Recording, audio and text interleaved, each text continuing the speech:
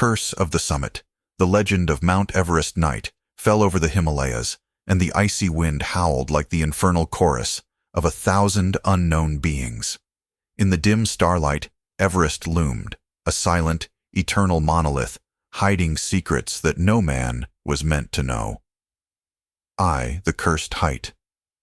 Among the Sherpas, an ancient legend was passed down. Everest was not just a mountain, it was a prison, sealed by the gods. They said that at its very peak, where the air turns to poison for humans, lay a creature older than the world itself. It slept, wrapped in ice and wind, and anyone who dared disturb its slumber would bring ruin upon themselves. British mountaineer Sir Edward Carlisle, known for his skepticism and thirst for the unknown, merely laughed at such tales. In 1924, he organized an expedition, determined not only to conquer the summit, but to uncover its secrets. Accompanied by 4 experienced Sherpas and 2 fellow climbers, he set out, unaware that this ascent would be his last. 2. Descent into the abyss. On the 4th day of the climb, the group reached the 8,200-meter mark.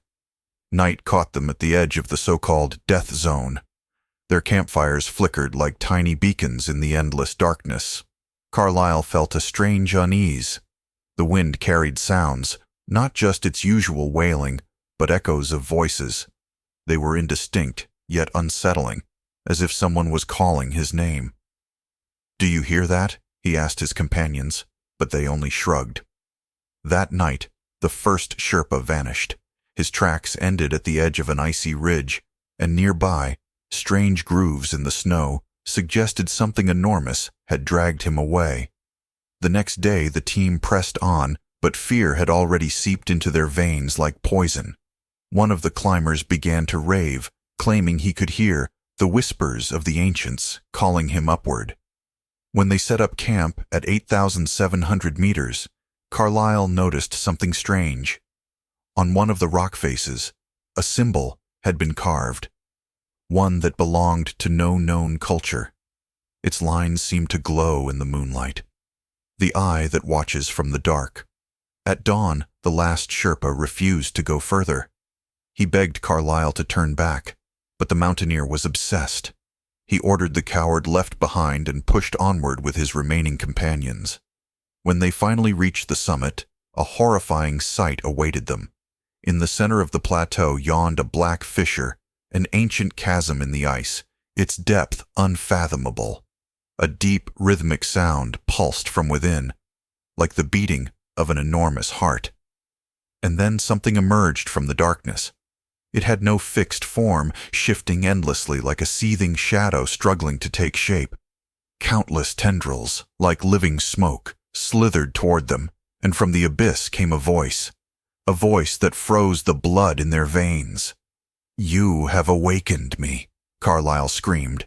One of his companions collapsed like a lifeless puppet. The other tried to flee, but dark appendages coiled around his body, dragging him into the void. The last thing Carlisle saw was the sky, swallowed by an infinite blackness, and countless eyes watching him from the frozen shadows. 4th, Phantoms of the Summit. A month later, a search party found the camp at 8,700 meters. Inside a tent sat one man, Edward Carlisle. His eyes were wide open, but there was no life in them.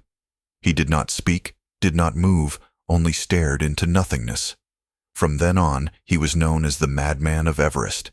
He never uttered a word about what he had seen. Only before his death, 10 years later, did he whisper, "The mountain watches and waits," low, husky, and mysterious.